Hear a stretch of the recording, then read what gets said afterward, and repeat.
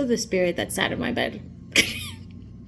That was probably the most fun thing. Like the earth, it sends me to the sky. Like the stars, it brings me back to you. And it feels like the day. Having had 3 near-death experiences, all having to do with my chest, my Mexican ancestors specifically asked that I get Mictlantecuhtli tattooed on my chest, not just as a sign of lineage, but as a sign of protection and to help my ancestors be more easily venerated. But since I also have the gift of possession as a psychic medium, I can help others commune with their ancestors as well. This is the peace I could feel the minute I got into Mexico City, which then led me all the way to the ruins.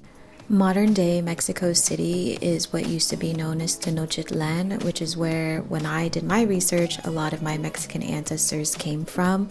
I knew that at some point I would be able to go to Mexico City, but I wasn't sure when.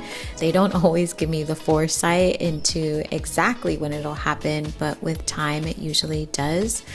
It was home to a lot of the spiritual sacrifices that happened within Tenochtitlan and has a lot of energy.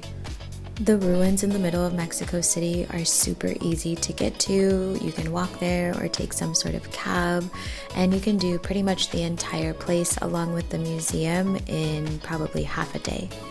There's also plenty of restaurants and things to do within the city center that can definitely keep you entertained if you want to take breaks from the museum as well.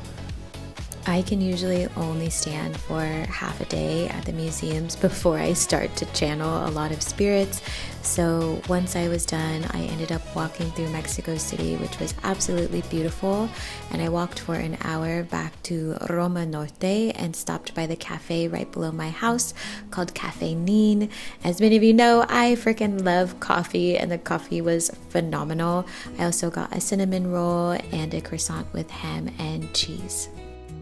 Okay, so one of my most favorite things from this trip is the ruins and my ancestors, of course, but also the spirit that sat in my bed. That was probably the most fun thing. I mean, no, I love this entire adventure, but the fact that my client got to experience the spirit that was lingering around me and then sitting in bed and being like, hello. I love this adventure. Like, it's so freaking fun. And also, this cafe is amazing. So good. I highly recommend people come to Mexico City. It has been such an honor. I just feel really comfortable here. There's more folks who are a bit more edgy and trendy and fun and do their own thing. You could just walk as far as you want to, so I didn't feel unsafe at all. So if you love walking, you love traveling that way, I highly recommend you do it. Bring some comfortable shoes, but it's definitely been a gift. Okay, everybody, I'm heading out. This has been such a fun freaking adventure. I'm so grateful. Thanks for coming along with me for the ride, and I can't wait to show you everything else that's going to happen on this journey. Again, y'all know I follow God and my ancestors. I have no clue where they're going to send me next. Comment below what your favorite part of traveling is. I'm sending you lots of love, lots of hugs. See you later, buddies.